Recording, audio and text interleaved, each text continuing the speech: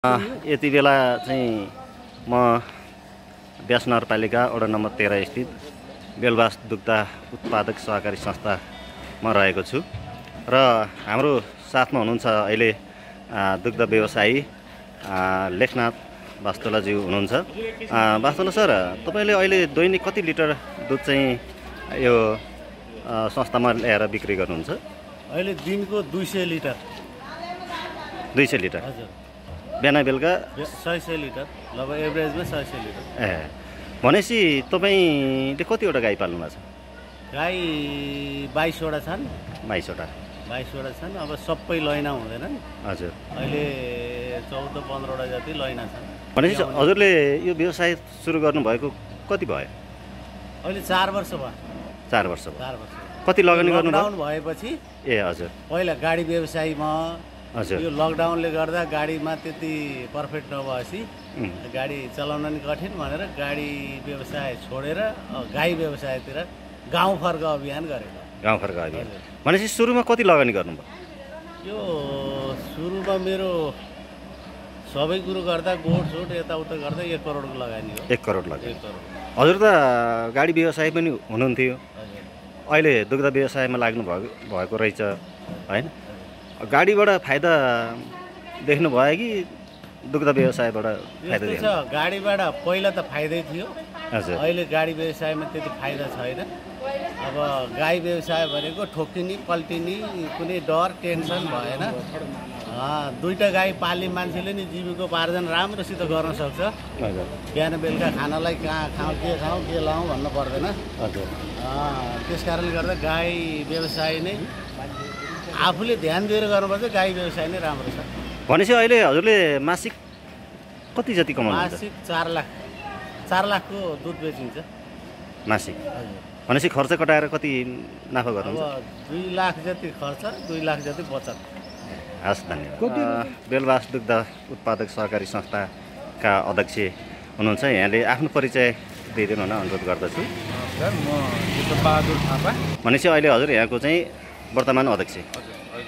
भनेपछि हाम्रो यो बेलबासमा चाहिँ व्यावसायिक रूपमा पशुपालन गर्ने कतिजना दुग्ध व्यवसायीहरू? हाम्रो संस्थामा चाहिँ आबद्ध चाहिँ 93-94 जना जति हुनुहुन्छ सेयर सदस्यहरू चाहिँ। यसमा अब दुध ल्याउनेहरू 55-60 जना जति हुनुहुन्छ। कोही अब दुध अलिक थोरै भएकोहरू अब के अरे सुकेको भएर अहिले गाई थाकेको भएर कोही अलि। भनेपछि अहिले दिनमा कति लिटर दुध चाहिँ यहाँ सङ्कलन हुन्छ? हाम्रो दिनमा बिहान बेलुका त्यही 1600 जति। 1600 जति। भनेपछि यो दुध चाहिँ कहाँ खपत हुन्छ? हाम्रो खपत चाहिँ अब हाम्रो दमोली 2टा डिपु छ के अरे। हजुर। 600 जति जान्छ। दैनिक 600 जति चाहिँ हाम्रो यहाँ 500-600 चाहिँ दमोली हाम्रो दुध परिकार दहीहरू पनिर गरेर जान्छ।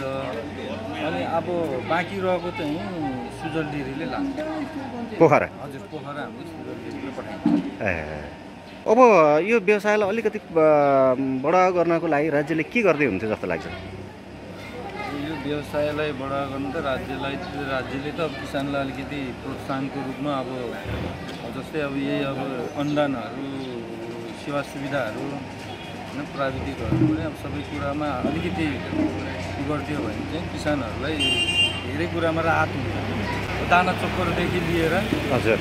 दाना चोकरको महँगी नियन्त्रण भन्दा पनि महँगीलाई अलिकति कम गरिदिने हो भने चाहिँ किसानहरूलाई चाहिँ अलिकति के छ, राज्यबाट चाहिँ त्यस्तो केही अनुदान पाउनु भएको कि पाउनु भएको छैन? राज्यबाट अनुदान त पाइराखेकै छ, अलिक त पाइरहेको छ। केमा अनुदान पाउनु भएको छ? रोड सुधारहरूमा पाइएको छ। अब भ्याटको लागि पनि अब पहिला त सहकारी मार्फत अब भ्याटहरू, चिलिङ भ्याटहरू, अब पास्चराइजरहरू त्यस्तो त अब अलिअलि आउन त आइरहेको छ। सन्तुष्ट हुनुहुन्छ सरकारले दिएको अनुदानमा? सन्तुष्ट त अब चित्त बुझाउने हो सर। अब सन्तुष्ट भन्ने चाहिँ दिएको चिजलाई त्यसैमै चित्त बुझाउने हो।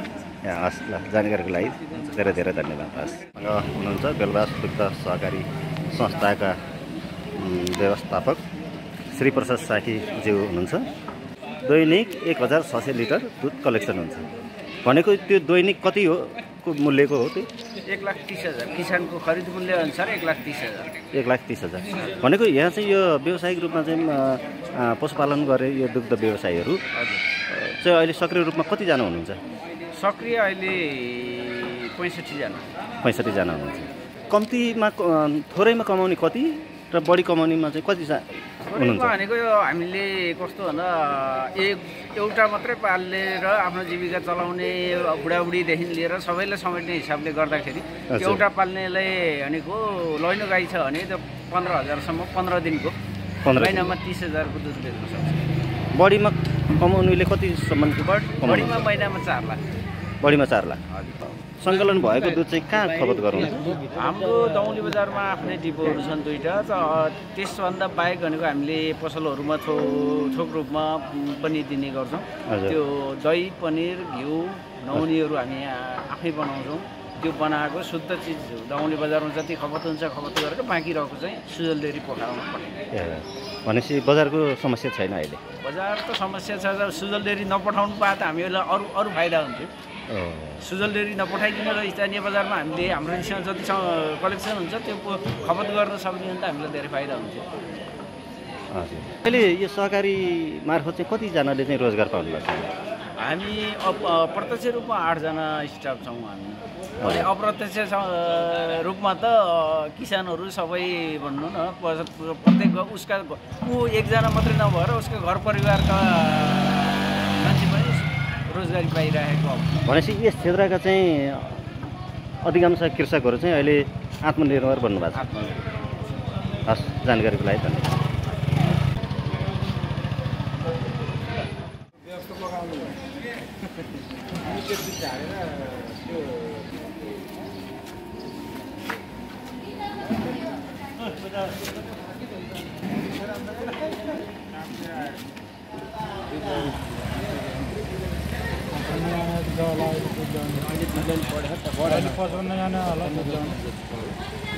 टोटल सङ्ख्या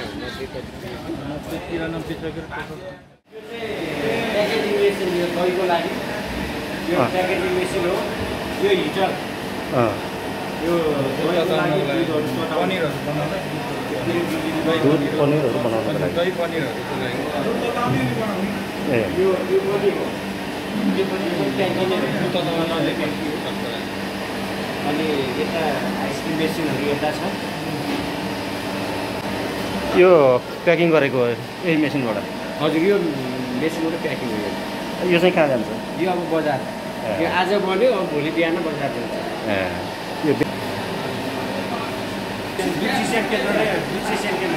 यो चिसेन केन्द्र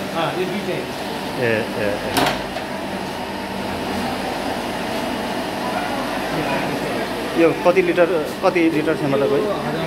1000को? यो 500, यो 1000, त्यो 550, यो 1000।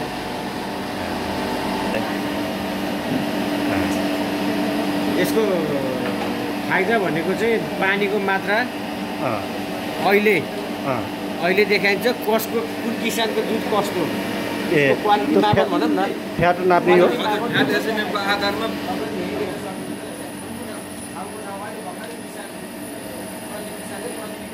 कतिको क्वालिटीको आयो भनेर उसले एनालाइजरले देखाउँछ कि त्यही अनुसार किसानलाई चाहिँ मूल्य कायम गरिन्छ। यसरी हुन्छ। अब यो परिमाण भयो के अरे आजको यो चाहिँ किसानको कोड नम्बर भयो। यो आजको गते भयो होइन। अनि अब यो परिमाण यो दुधको क्वान्टिटी भयो। अब यो फ्याट 477, एसएनएफ भनेको 876 भयो। दर पऱ्यो 88 रुपियाँ 1 पैसा।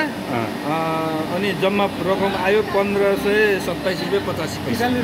यति किसानको अहिले बेलुकाको यो दुधको चाहिँ फ्याट नापेको? हजुर हजुर। एकजनाले त्यो अनुसारको चाहिँ मूल्य फ्याट एसएनएफ दुधको क्वालिटी चेन्ज यहाँबाट हुन्छ। दुधको क्वालिटीको आधारमा यो यहाँ क्वालिटी चेक हुन्छ। अब जुन किसानले अब जसले ल्याए अब त्यही अनुसार गाईको अलिक पातल हुन्छ होइन, फ्याट बनाउँछ। अरू अब यो चाहिँ फ्याट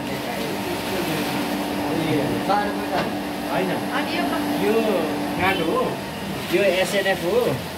यो पानीमा चाहिँ यो होइन, यो 12.8 भनेको लगभग 15 देखि 18-20 सम्म चाहिँ जस्तो दुहिन्छ नि त्यही दुध ल्याउँदाखेरि त्यो पानीको मात्रा त्यति देखाइरहेको हुन्छ त्यो अहिले टेस्ट गइरहेको छ यो यो टेस्ट तपाईँको यसमा के अरे अर्को दुध हेर्नु भने त्यति फ्याट आउँदैन कि त्यति एसएनएफ आउँदैन यति पानी हाल्यो भने पनि घाटा पर्छ हामीलाई